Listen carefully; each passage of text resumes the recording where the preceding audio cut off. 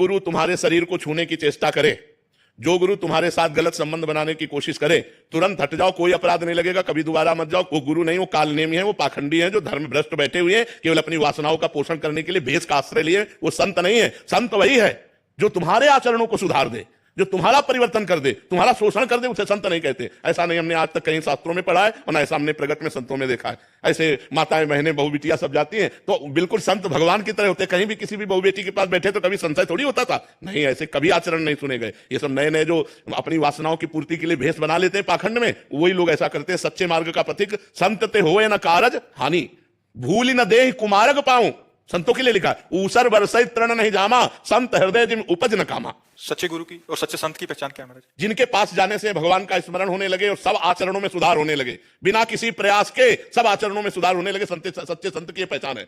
बिना किसी प्रयास के अनायास आप गंदे आचरणों को छोड़ते चले जा रहे हैं और आप उनके प्रभाव से बढ़ते चले जा रहे हैं अध्यात्म में। ये संतों का प्रभाव होता है, तभी संतों को भगवान से भी अधिक कर माना गया है। मोरे मन प्रभु विश्वासा राम ते अधिक राम करदास। बाहरी किन्हीं लक्षणों से नहीं पहचान सकते? बाहरी लक्षणों से तो नहीं पहचाना जा सकता, क्योंकि बाहरी लक्षणों में नौटंकी नाटक में भी 2 घंटे के लिए जो साधु बनता है तो बहुत सावधानी से बनता है, पूरी सेफ्टी वैसे दिखाता है। तो अगर हम बाहरी संत का नाटक दिखाना चाहते हैं तो बड़ी सेफ्टी से दिखाएंगे। संत की स्थिति होती है अंदर की, उसका बाहरी प्रभाव यही होता है कि उनका सुनने से, उनका दर्शन करने से, उनका संग करने से हमें गंदे आचरणों से ग्लानि होने लगे, भगवान से प्रेम बढ़ने लगे, गंदे आचरण त्याग होने लगे, अच्छे आचरण स्वीकार करने लगे। यही संतों का बाहरी परिचय। अंदर की स्थिति तो जब तक आप संत नहीं बनेंगे तब तक नहीं जान सकते, क्योंकि संत का नाटक तो नौटंकी नाटकों में, फिल्मों में भी लोग कर लेते हैं। तो संत का नाटक करने के लिए थोड़ी देर गंभीर रहना, रो देना, ऐसा बनना, ये तो हो सकता है, नाटक से भी हो सकता है। लेकिन वास्तविक अंदर क्या है ये तो वही जान सकता है जो उस कोटि का संत हो। तो देखते ही पता चल जाएगा कि नौटंकी नाटक कर रहा है या सच्चा है, या भगवान जानते हैं और या कोई उच्च कोटि का संत जानता है। दूसरा संतों को नहीं पहचाना जा सकता। सच्चे संत हमें मिले, इसके लिए हमें भगवान से प्रार्थना करनी चाहिए कि हे भगवान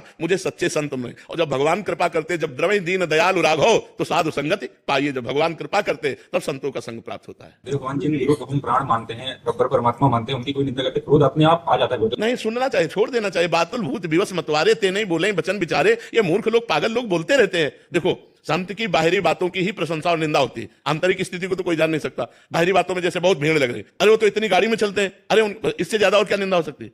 बस यही संसार की बातें हैं। संसार यही चीजें तो देख पा रहा है, और क्या देख पा रहा है संसार।